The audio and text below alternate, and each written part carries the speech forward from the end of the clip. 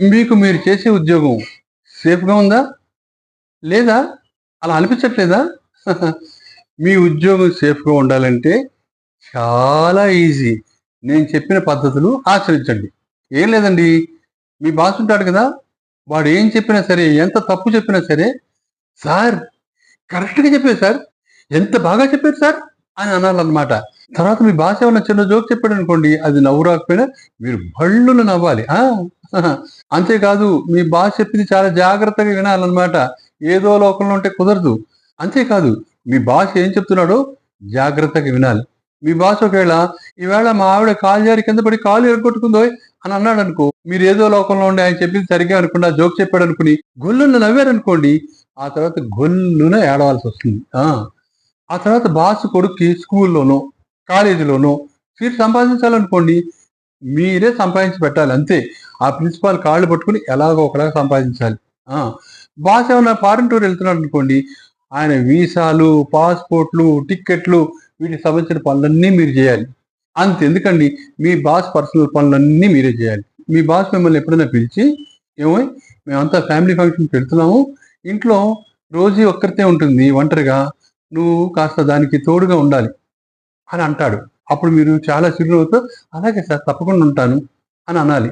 రోజీకి తోడుగా ఎవరుండరండి అని మీరంటున్నారా? పిచ్చోళ్ళారా! రోజీ అంటే బాస్ 25 ఏళ్ల కూతురనుకుంటున్నారా? కాదు. రోజీ అంటే బాస్ కుక్కపిల్ల. దానికి మీరు తోడుగా ఉండాలి. దాన్ని జూసుకోవాలి. హ్మ్. ఏ బాసు తన పెళ్ళానికి, తన 25 ఏళ్ల కూతురికి తోడుగా ఉండమని ఏ బాసు తన పెళ్ళానికి, తన 25 ఏళ్ల కూతురికి మిమ్మల్ని తోడుగా ఉండమని చెప్పనే చెప్పడు పిచ్చోళ్ళారా! తర్వాత మీరు ఒక ఫారిన్ బ్రాండ్‌ది ఓ ఫుల్ బాటిల్ కొనేసి బాస్ అనంటే, "అమెరికా నుంచి మా ఫ్రెండ్ నాకు తెచ్చిచ్చాడు సార్. మీకిస్తే బావుంటుందని" అని ఆయనకి ఆ బాటిల్ సమర్పించాలన్నమాట.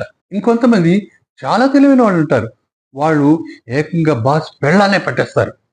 ఛీ! ఛీ! ఛీ! ఛీ! వేరే విధంగా ఆలోచించకండి.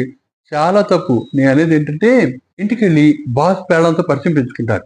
పెంచుకుని 2 కిలోల మంచి గుమగుమలాడే నెయ్యి కొనేసి, బాస్ పెళ్ళానికి ఇస్తారన్నమాట. ఇచ్చేసి, "మా ఊరు నుంచి తెచ్చాను మేడం మీకోసం" ఆ!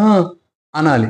తర్వాత ఎప్పుడైనా నంబర్ 1 సోనా మసూరి బస్తాడు బియ్యం ఇంటికి తీసుకొచ్చిచ్చి, "మా పొలంలో పండాయి మేడం మీకోసం తెచ్చాను" అని అనాలి. ఆ! తర్వాత కూరగాయలు, పళ్ళు, స్వీట్లు ఇవన్నీ కూడా కొని ఆవిడకిస్తూ ఉండాలి. ఇంక చూసుకో నా సామిరంగా ఆవిడ మీ బాస్ దగ్గర మిమ్మల్ని పొగిడి, పొగిడి, పొగిడి చంపేస్తుంది. ఇంక మీకు ఇంక్రిమెంట్‌లే ఇంక్రిమెంట్‌లు, ఇంక్రిమెంట్‌లే ఇంక్రిమెంట్‌లు, ప్రమోషన్‌ల మీద ప్రమోషన్‌లు. అంతే. ఆ! ఇక మీకు లేడీ బాస్ ఉందనుకోండి డెడ్లీ ఈజీ. ఇంకా ఈజీ అన్నమాట. ఆవిడ ఆఫీస్ రాగానే, "ఇవాళ మీరు చాలా స్మార్ట్‌గా కనిపిస్తున్నారు మేడం" అని అనాలి అన్నమాట. "మీ చీర చాలా బాగుంది మేడం" అని అనాలన్నమాట.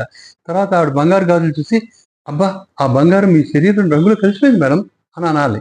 "ఇవాళ మీరు చాలా స్మార్ట్‌గా, యంగ్‌గా కనిపిస్తున్నారు మేడం" అని కూడా అంటూ ఉండాలన్నమాట. ఇంకా అప్పుడు ఆవిడ ఎంత ప్లీజ్ అయిపోతుందో చూసుకోండి. మీరు పని చేయకపోయినా ఇంక్రిమెంట్‌లు, ప్రమోషన్‌లు అంతే. మళ్ళీ మధ్య మధ్యలో ఇంకో గొప్ప పని కూడా చేయొచ్చు. ఏంటంటే బజార్‌లో లడ్డూలు కొనేసి మీ బాస్‌కిచ్చి, "మీ పేరున గుళ్ళో పూజలు చేయించాను సార్. ఆ ప్రసాదం అన్నమాట ఇది" అని చెప్పాలన్నమాట. ఇంకేంటండి మీకు తిరుగుంటుందా? మీ ఉద్యోగం సేఫే సేఫ్. ఆ! మీరేం వరీ కానక్కర్లేదు.